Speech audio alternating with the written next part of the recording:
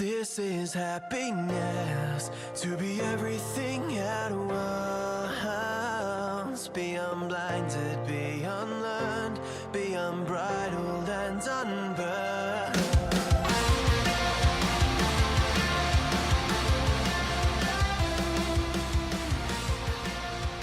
Hey everyone, and welcome back to a brand new episode of Mood Prep. My name is Dave Nixon, and we're going to get stuck in a little bit today around this idea of following your passion, the truth of following your passion. Well, there's a couple of truths that I want to deliver today on this, and one of them is why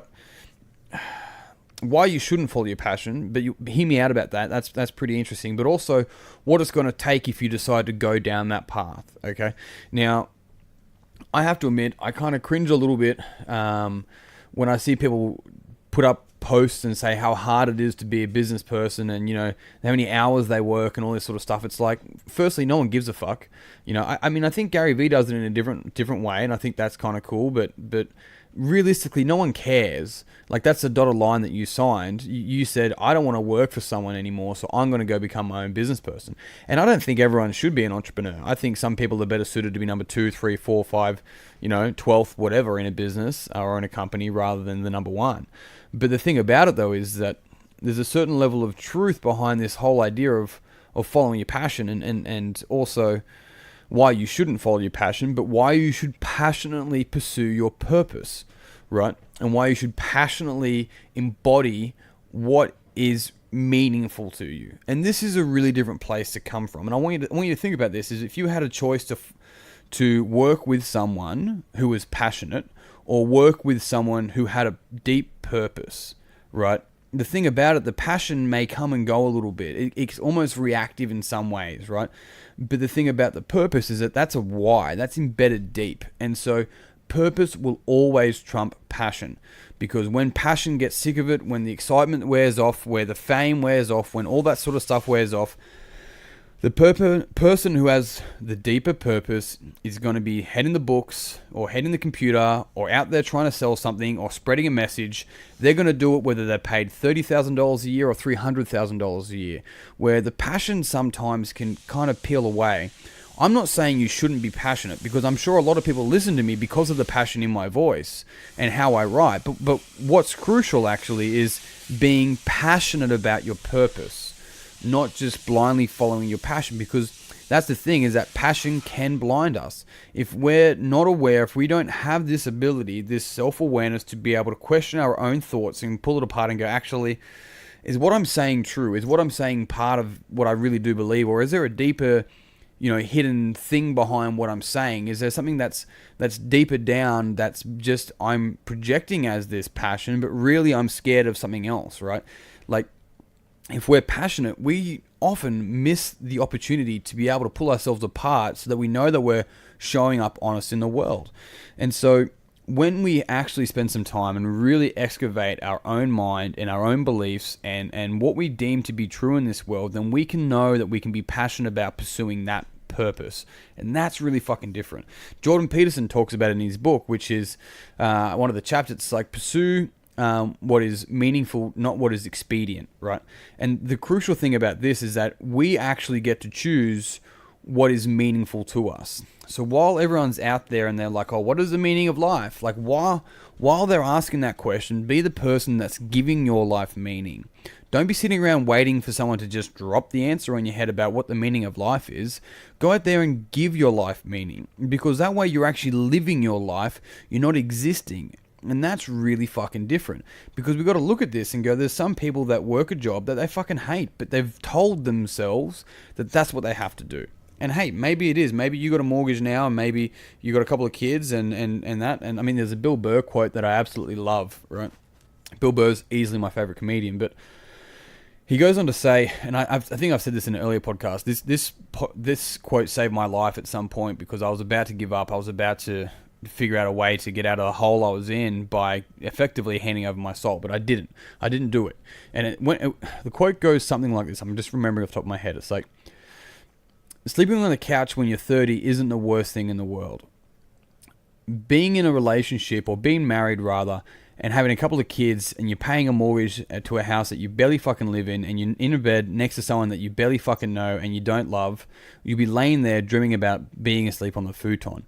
There's no risk in going after what it is that you want to do. There is an extreme amount of risk in playing it safe.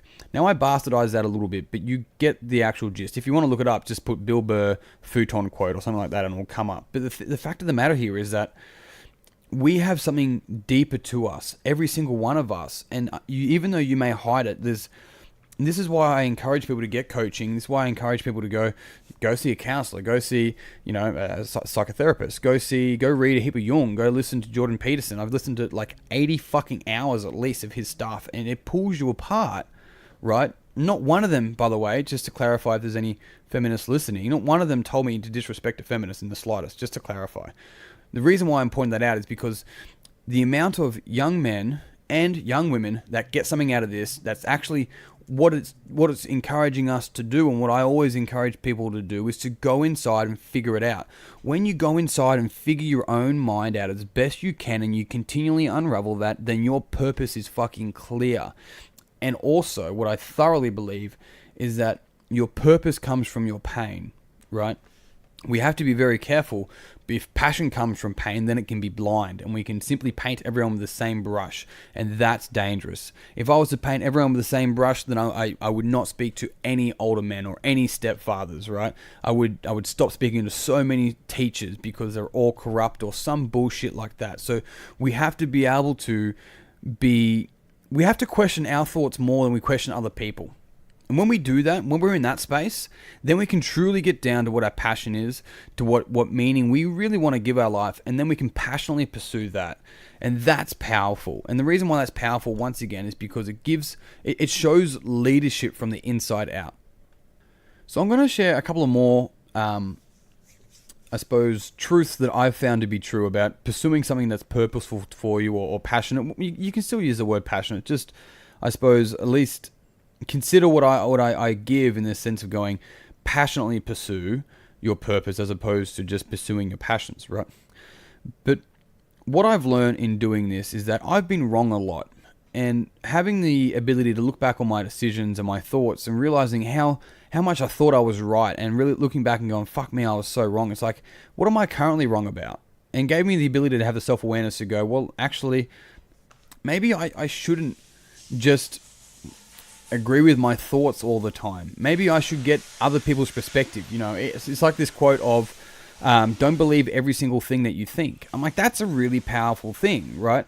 It's a really powerful thing because often what we do is take everything we think for gospel, and mostly not most of the negative stuff, not always the positive stuff, right? And because we do that, we end up sort of projecting that outwards. And it's like, hang on a sec. Don't believe every single thing that you think. Definitely don't believe every single headline you read, right? It's the same fucking thing, really. But the thing about pursuing something that's purposeful for you is that not everyone's going to understand. And it's very crucial for you to understand that it's okay for not everyone to understand. You have to understand. You have to do the work. You have to do the excavation to really get down to the nitty gritty of it and going, why is this meaningful to me? And why do I think it's important for other people to see this point of view? And when you can do that, then you can actually back up your message with a solid grounding of information that is irrefutable. And so it's so crucial for us to once again pull ourselves apart in order to build ourselves up so we can project a message that is continually incongruent with what our purpose is. But it's rough. It's hard. Yes, people won't understand, but it's not their fucking job to understand. It's your job. People will ask you why. People will tell you to get a real job. People will tell you to get a boyfriend, get a girlfriend, get married, have kids. You should have a house by now. People will tell you all of those things. But that's their story. It's not yours. So except when you start to pursue what is truly purposeful for you, what is meaningful for you, that not everyone's going to understand. Some people are really going to reject it. But you have to push through that resistance. But you also have to check yourself. I'm not going to say before you wreck yourself. I know you said it in your own head, didn't you? Anyway, so don't be surprised when resistance shows up, because it will. And it's designed to make you stronger, but you have to push through it. That is the reality of it. You know, it's like I'll leave it with this, like the quote of saying, it's the water that gets inside the boat that sinks it, right? So don't let that shit inside. Know yourself inside out, and you can only do that if you continually question yourself and pull yourself apart. So team, thank you very much for listening. I'm going to finish the podcast up there. I really apologize. When I do these podcasts during the day, there's a lot of I suppose industrial work happening around me, so the background noise, I try and eliminate it as best I can, but alas, it's still there. So thank you for sticking through with me. I really appreciate it. As always, if you found this podcast beneficial and you know someone who would also find this podcast beneficial, I would love it if you would share it with them. Otherwise, until next time, peace and pizza, kick today in the dick, and slay the dragon. I'll see you soon. to be everything at once, be unblinded.